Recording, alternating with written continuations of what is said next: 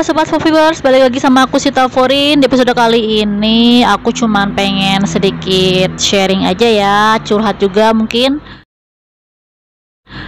Jadi kemarin itu aku habis kontrol cek ke dokter kandungan dan kayak ada sedikit gangguan lah di plasenta gitu ya.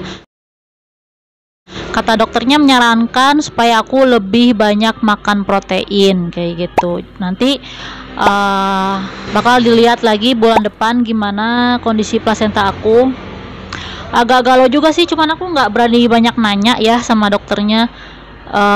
Mungkin bulan depan aku bakal nanya lebih detailnya apa. Cuman dokter menyarankan supaya aku banyak makan protein dari sekarang gitu. Jadinya habis dari situ aku belilah bahan-bahan protein di swalayan ya. Nanti kalian bisa lihat aja di akhir video aku beli apa aja. Tapi yang jelas aku juga nggak boleh panik juga ya. Walaupun ada panik, tapi tetap nggak boleh panik. Yang aku lihat di googling sih, karena aku penasaran banget ada gangguan plasenta seperti plasenta perfia atau apa kayak gitu ya. Karena aku udah memasuki hampir trimester 3, sekarang tuh 6 bulan ya. Jadi harus bener-bener lah aku gencer nih makan sumber protein. Karena protein itu yang aku baca di sumber yang terpercaya ya, protein itu sangat bagus banget dibutuhkan untuk ibu hamil. Jadi buat kalian yang belum tahu plasenta itu apa, plasenta ini adalah organ yang menyediakan oksigen dan nutrisi bagi bayi untuk melakukan pertumbuhan dan perkembangan dalam kandungan. Oksigen dan nutrisi yang dibawa melalui aliran darah ibu kemudian menembus plasenta. Dari sini tali pusar yang terhubung ke bayi membawa oksigen dan nutrisi tersebut untuk bayi. Jadi memang sangat penting ya peran plasenta buat bayi. Sini ada hubungannya juga dengan pentingnya makan protein. Buat yang kurang protein terlebih lagi ya harus gencer makan protein. Tapi kalau untuk makan yang berlebihan protein juga katanya nggak baik. Kayaknya aku kurang protein deh. Menurut dokter spesialis gizi klinis Dr. Inge Permadi, MSS spesialis gizi SPGK ya. Ini komposisi zat gizi seimbang yang harus dipenuhi setiap hari adalah 55 sampai 60% karbohidrat, 30%-nya lemak dan 15%-nya protein. Ini persenannya protein lebih kecil ya.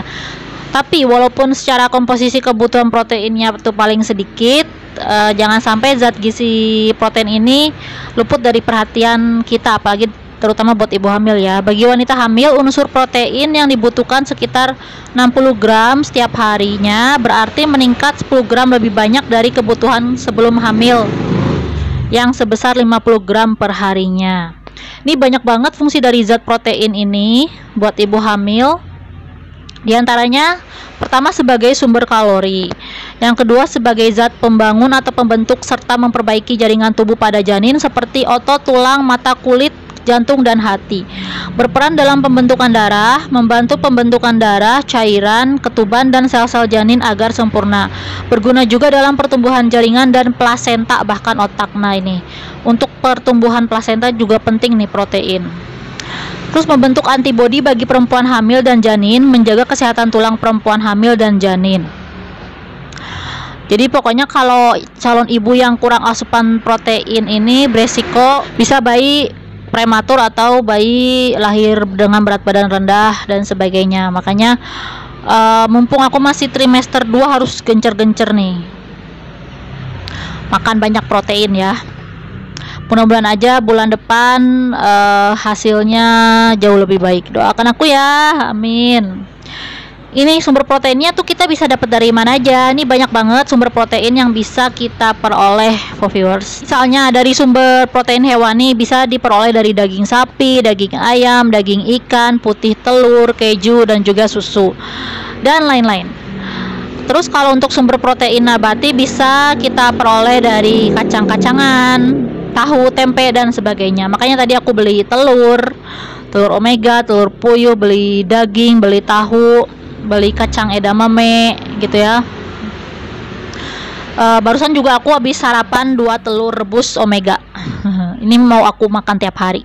Agar kebutuhan protein tercukupi dengan tidak menambah asupan lemak secara berlebihan, maka seorang ibu sebaiknya mengolah sumber protein dengan cara direbus, dikukus, dipepes, atau boleh sesekali ditumis.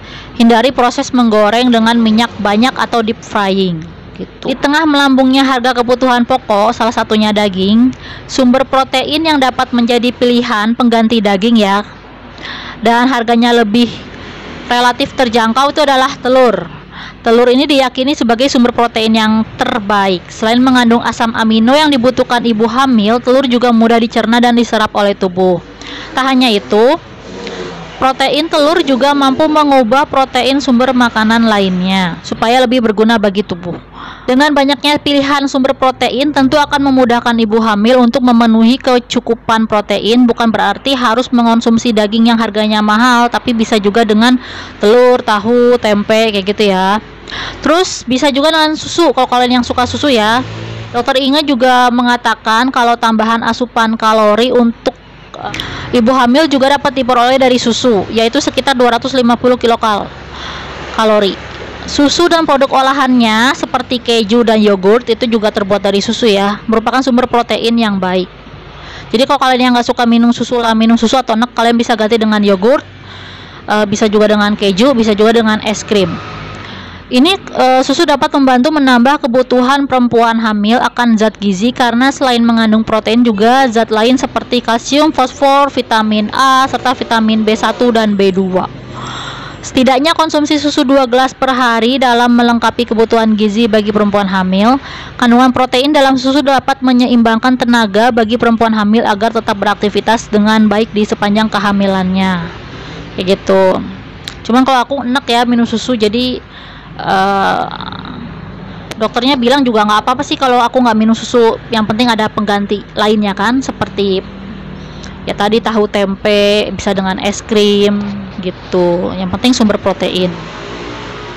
Gitu aja sih for viewers, aku minta sharing buat kalian yang pernah atau mengalami hal yang sama seperti kayak gangguan plasenta gitu ya. Sharing di bawah ya, di kolom komentar. Doakan juga supaya nanti persalinanku nanti bisa normal, sehat, lancar, cepat, ibu dan bayinya sehat. Amin ya rabbal alamin. Semangat buat para ibu hamil yang sekarang lagi menjalani kehamilan dan menunggu persalinan. Aku doakan juga semoga sehat, lancar, ibu bayi dan anaknya sehat. Amin.